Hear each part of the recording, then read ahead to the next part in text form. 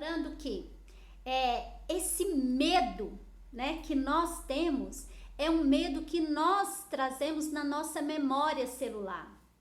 Então, é algo que acontece hoje, aqui e agora, o que que vai fazer? Vai desencadear, vai acessar essa memória, esse registro que nós temos. Essa é a verdade. Que esse medo, ele só vai ser acessado porque já tem algo implantado, já tem algo ali que está nesta memória. Obrigada, Tayane. Então, olhar para esse medo, né, e trabalhar esse medo original vai fazer o quê? Vai fazer com que estas coisas que aparecem agora nesta fase da nossa vida não sejam tão impactantes e não mexam naquela ferida. É como se aquela ferida estivesse aberta, sabe?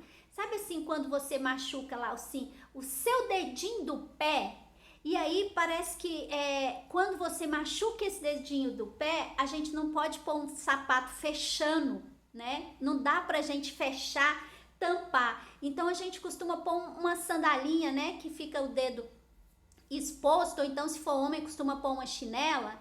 E aí o que que acontece? A gente fica morrendo de medo, né? De alguém ir lá e pisar bem no nosso pé. E quanto mais medo a gente tem, quanto mais cuidado a gente fica ali com aquela ferida, o que que acontece? Mais a gente atrai as pessoas para pisarem nessa ferida e atingir esse medo nosso. Então, o nosso medo, ele acaba atraindo, né, essa energia, algo para cutucar ali a nossa ferida, né? A Márcia colocou que tem medo da imobilidade física. E olha só, presta atenção, a Valéria diz que tem medo da solidão e a Márcia diz que tem medo da imobilidade física. O que que esses dois medos desencadeiam? Esses dois medos desencadeiam, eu queria falar uma coisa, mas veio outra. É tipo assim, ó, na verdade esses dois medos, o medo da solidão e o medo da imobilidade física, eles nos atingem porque eles nos traz o quê? A nossa dependência do outro. Você imaginou você ficar sem a sua mobilidade física? O que que vai acontecer? Você vai precisar de um segundo, de um terceiro, para poder te movimentar. Isso quer dizer que você perde a sua capacidade e o seu direito de ir e vir, de se movimentar. Você perde a sua liberdade. Essa questão da solidão, por que que a gente não se basta? Porque a gente é um ser relacional. E enquanto seres relacionais, a gente precisa desse outro. É por isso que a gente fica com medo. É porque a gente fica na expectativa de agradar o outro para que o outro nos olhe, nos aceite, nos acolha e nos ame. Esta é a verdade. É isto que faz com que esse medo, esse estado afetivo, fique em alerta e fique ali, ó, latente, como diz o Freud, né? Tá latente. O latente é que ele fica ali, ó. Ele fica ali pulsando o tempo inteiro, ele fica em alerta, né? Então, a qualquer momento, qualquer coisa que vier de fora, ele capta. Tamanho é o medo e tamanho é essa ferida ali, ó, esse dedinho que está machucado e que parece que as pessoas, parece que aquele dedinho ali tá machucado, deixa eu ir ali, tuf, e pisa. Gente, que dói onde? Lá na alma, né? Aquela dor assim fina, aguda, que penetra, né? É isso que acontece com a questão do medo. E aí, ó, o medo, ele é algo que paralisa, né? Então, se ele é algo que paralisa, normalmente o medo costuma ser algo irreal, né? Algo irreal, mas ele também pode ser algo, um fato realmente, né? Só que quando ele é um fato, quando ele não é um fato, quando ele é algo quando ele é irreal, o que acontece é que, na verdade, ó, acessou o quê? Foi acessado aqui, ó, na nossa criança interior, que registrou a memória de alguma coisa que foi vivenciada ou nesse estado aqui, ou nesse estado aqui infantil, ou mais anterior ainda, pode ser que seja lá na nossa gestação. Ó, é isso que acontece, ó. Vou aqui. Então, vamos imaginar aqui, ó. Certo? Aqui, ó. Pode ser que este medo tenha sido algo que aconteceu quando a gente estava aqui, na barriga da nossa mãe, lá no ventre, lá dentro. Aconteceu aqui e nós registramos, a nossa memória registrou, ó, a nossa memória registrou os medos que a nossa mãe passou.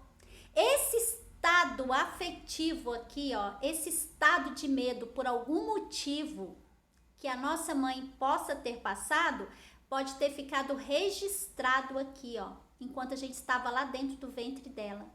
E aí, a gente traz esse medo na nossa memória e algo que acontece aqui fora desencadeia isso quando a gente é criança e ou quando a gente é adulto.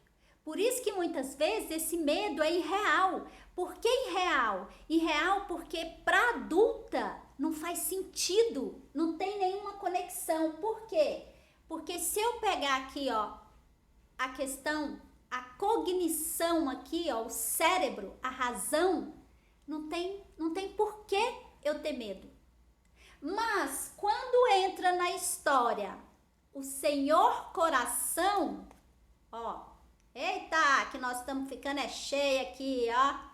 Esse trem tá é bom, hein? Pera lá, vamos organizar aqui o babado, ó.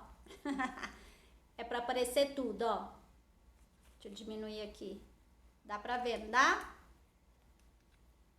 Ó. Quando, por exemplo, a adulta tem medo, a adulta está com medo do escuro. Como assim está com medo do escuro? Então ela não está com medo, esse medo dela não é a partir do racional. Ela está com medo e esse medo está sendo o quê? Ele está sendo regido, ele está sendo controlado pelo quê? Pela emoção. E essa emoção pode ter sido vivida aqui na gestação enquanto criança. E isso é desencadeado aqui, ó, na adulta. Olha que coisa fantástica que é essa questão do medo, né? É muito interessante. É muito interessante porque o que vai acontecendo? Esse medo vai minando a nossa inteligência emocional e vai nos deixando cada vez mais triste, porque é um medo que você não entende de onde ele vem, porque muitas vezes ele não é seu. Você pegou esse medo aqui, ó, quando você estava lá no ventre da sua mãe. Então ele foge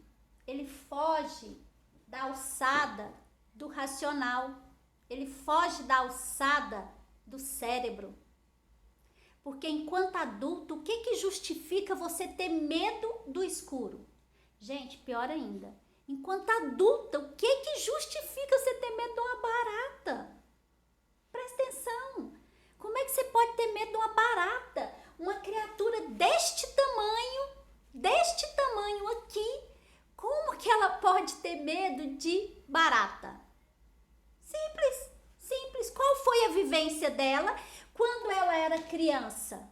Ou quando ela era menorzinha ainda? Eu tenho uma menorzinha, espera aí. Oh, que linda. Olha aqui, gente. O que justifica a adulta ter medo de barata?